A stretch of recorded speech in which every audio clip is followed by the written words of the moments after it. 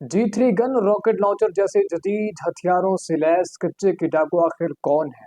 ये डाकू किन इलाकों में रहते हैं और हुकूमत क्यों इन डाकुओं को हाथ नहीं लगाती? जानिए इस वीडियो में। कच्चे का इलाका इन डाकुओं की महफूज तरीन पनाहगाह है। सिंध और पंजाब के दरमियान पाए जाने वाले कच्चे का इलाका 5 अजला पर मुश्तमिल है। इन अजला में शिकारपुर, सक्खर, घोटकी, कश्मूर और जैकबाबाद शामिल हैं।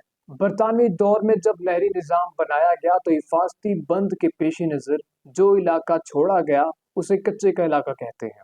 कानून की नज़रों से बचने के लिए कच्चे का इलाका मुजरिमाना कार्रवाइयों में मुलव्विस लोगों का गढ़ बन गया।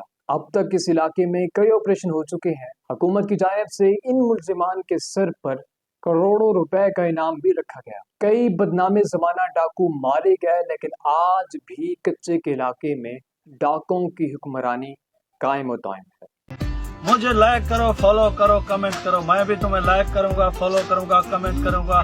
कच्चे के डाकू बड़े लोगों पे हाथ नहीं डालते। इनका निशाना गरीब और छोटे कारोबारी बनते हैं। ये उन लोगों से भत्ता लेते हैं या फिर उन लोगों को अगवा करके अगवा बराए तावान वसूल करते हैं। आजकल ये डाकू मशहूर शाहराहों पर घात लगाते हैं। खसूसन सिंध को पंजाब और बलूचिस्तान से मिलाने वाली शाहराह के गिर्द ये घात लगाकर बैठ जाते हैं और आने जाने वाली गाड़ियों को लूटते हैं और वहां से लोगों को अगवा करके उनके घर से तावान वसूल करते हैं। इसके अलावा ये डिजिटली भी लोगों को लूटते हैं। ये लड़की बनकर मुख्तलिफ लोगों से बात करते हैं और उन्हें बहला फुसला कर उस जगह बुलाकर अगवा कर लेते हैं और फिर उनसे तावान वसूल करते हैं। नाज़रीन, ये जिस जगह रहते हैं वो जगह इतनी महफूज तरीन है कि कहा जाता है कि छीनी गई कार और अगवा किया गया शख्स जब भी कच्चे के इलाके में जाता है, किसी के फरिश्ते उस चीज को फिर नहीं ढूंढ सकते। इन लोगों के पास G3 गन, रॉकेट लॉन्चर और जदीद किस्म के ऐसे हथियार मौजूद हैं कि ये 1 मिनट नहीं लगाते किसी को कत्ल करने में। कई सारे ऑपरेशन हो चुके हैं जिसमें कई सारे पुलिस एहलकार शहीद भी हो चुके हैं। इन डाकुओं को अब कच्चे के डाकू के बजाय यूट्यूब वाला डाकू कहा जाए तो ज्यादा बेहतर होगा, क्योंकि इन डाकुओं ने अब अपना टिकटॉक और यूट्यूब अकाउंट खोल लिया है।